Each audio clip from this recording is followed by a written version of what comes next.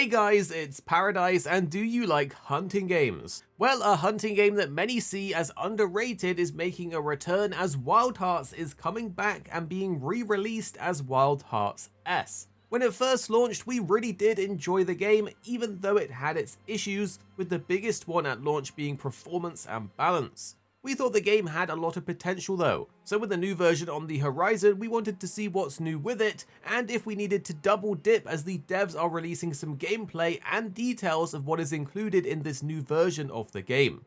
So in this video, we're breaking down exactly what this new version brings to the table, what has changed, and whether it's worth jumping into. A quick question for you before we dive in is, did you play the original Wild Hearts, or is this your first time hearing about it? We want to know if you're a returning hunter or a brand new one, because we know for a lot of people when it comes to hunting games, it's Monster Hunter or nothing. With that in mind, let's start with a recap of the original game for those that didn't play it. Wild Hearts was a hunting action game from Koei Tecmo and EA, often seen as their take on the Monster Hunter formula. You would team up with up to 3 players to hunt massive creatures called kimono, using a mix of different weapons and an ancient technology system called karakuri.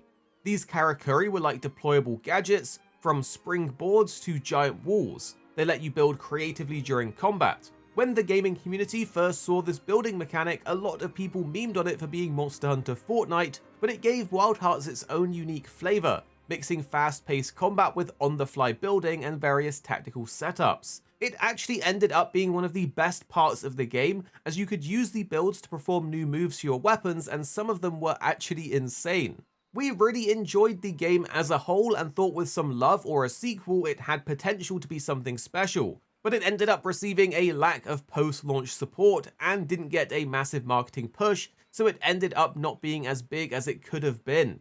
However, the new version of the game, Wild Hearts S, will be releasing for Nintendo Switch 2 on July 25th, 2025, giving it a chance to find another audience, so let's see what they're getting in this version. We looked through and we were expecting some more content, maybe a few major gameplay changes, but the website states this product does not include additional weapons, karakuri, or beasts, which is, well, disappointing. The first and biggest change to the game though is the addition of increased player counts for hunts. The original only let 3 players hunt together.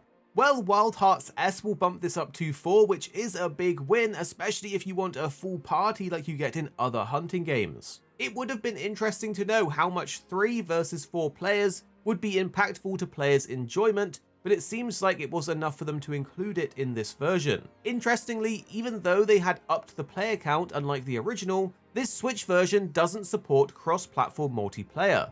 Also, there is no built-in voice chat or text chat, but you can use the Switch 2's game chat, which is a nice feature on the console. Since this is releasing deep into the game's life cycle, the base game comes with all of the updates and extra modes that were added post-launch to Wild Hearts. Alongside that, all of the Karakuri additions and pre-order bonuses from the original are included, like the Samurai and Ninja armor sets, so they'll be packed into Wild Hearts S at launch. But as we mentioned, it doesn't come with any new beasts, weapons, or karakuri beyond what the original offered, which is a missed opportunity, but at least it will have more content than the OG base game did at launch. They've also mentioned that there will be balance changes in this version of the game. They didn't list all of them, but did give a top-level overview of a few of the changes that they're making to the game, so it's a bit smoother for new players. We know that they have adjusted weapon balance and armor parameters, making it easier to tackle the tougher bosses early on. Beasts will now escape less often, and the way they react to damage has been fine-tuned. So it isn't a massive upgrade, it's more of a re-release for the Switch 2, but if you are looking for a hunting game on Switch 2, then this is a decent choice. We're hoping that Koei Tecmo will actually give this game a sequel and another try, as while they did get a bunch of things wrong, some of the things that they got right, like the weapons and the karakuri, were a ton of fun. But you can see from the comments on the reveal trailer that a lot of people are happy to see this game is back. This time, EA doesn't seem to be involved with publishing it, which could have been a part of the issue because of the lack of a big marketing push, with the original game feeling like it released too early between big titles. Anyway, tell us, what are you thinking about Wild Hearts, and would you play a sequel if they did make one?